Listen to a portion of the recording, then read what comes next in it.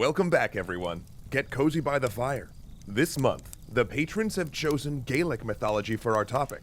Thanks, everyone. I see you over there. So for the next few tales, we'll be traveling to Ireland, Fáil, the island of destiny.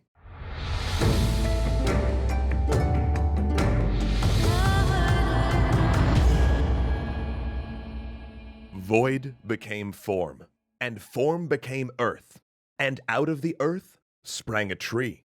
It was the mighty oak, watered by the river of heaven, the Danu.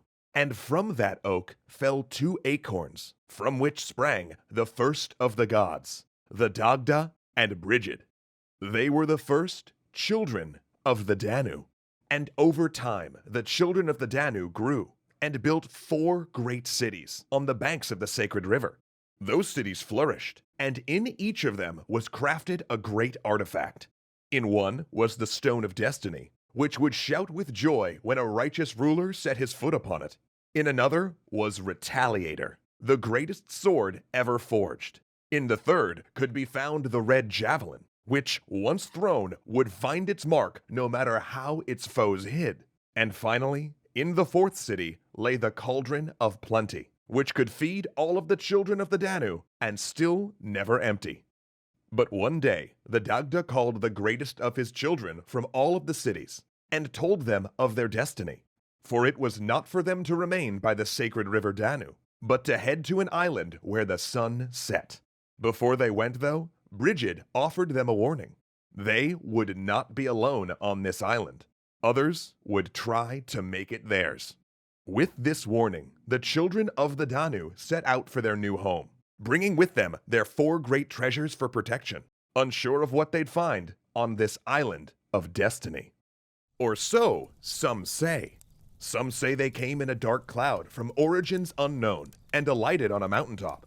Others still say they came from strange cities across the sea, where they learned science and magical arts, and when they arrived, they burnt their ships behind them, wagering all on the conquest of Ireland. But this much is known. As they started to explore the misty plains of Fáil, they encountered a curious people already living there, the Fir Bolg. And when they met, they looked to strike up a bargain.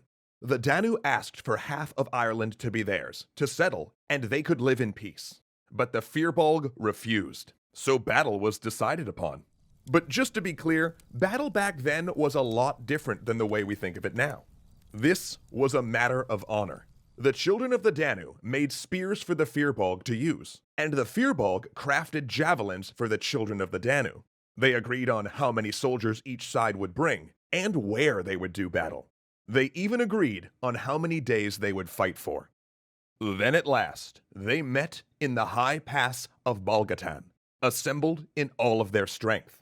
Glistening armor and shining spears made out rank after rank of warriors. Back and forth they fought, one side taking the lead and then the other, until the leaders of both sides, Nuada of the children of the Danu and Srang for the Fir Bolg, met in the center of the melee. A silence rippled out from around them.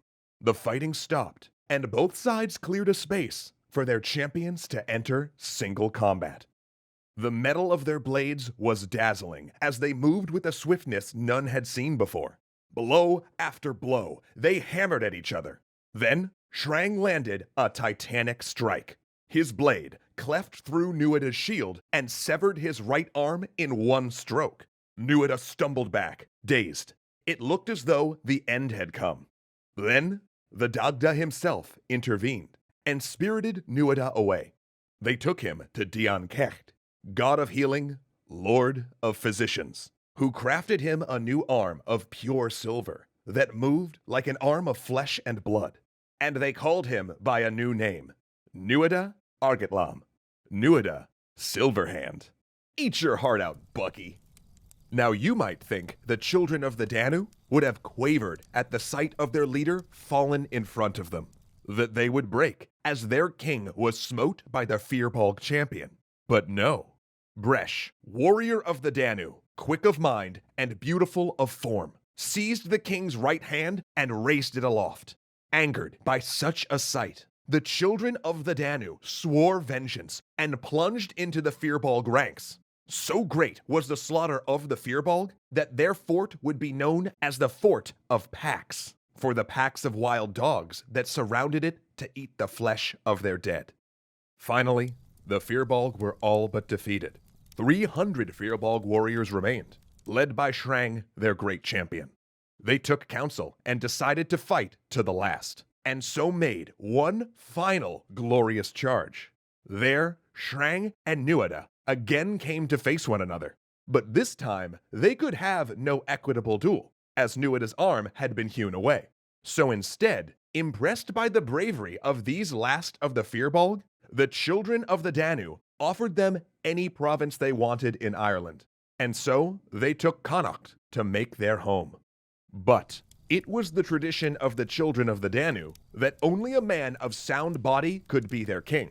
So even as they celebrated their victory, they knew they had one last matter to attend to. Nuada could no longer rule them. Despite the fact that his arm had been replaced with one of shining silver, his body was not whole, and thus he couldn't be king. They quickly chose Bresh as their leader, for his valor and charm and mind. But Bresh was half Fomorian, a name we've not heard tell of yet in this tale, but we soon will. In his rule, he acted more Fomorian than as one of the Danu.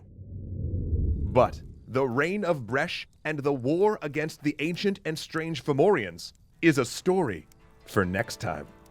You know, I could really get used to this silver arm thing. Spot me while I pick up this log.